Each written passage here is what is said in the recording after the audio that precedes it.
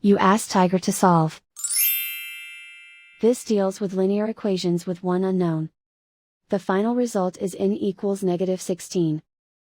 Let's solve it step by step. Simplify the expression. Expand the parentheses. Simplify the arithmetic. Expand the parentheses.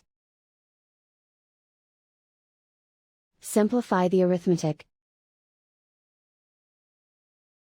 Group all constants on the right side of the equation. Add 32 to both sides. Simplify the arithmetic.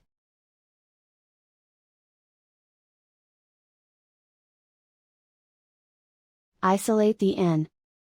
Divide both sides by -2. Cancel out the negatives.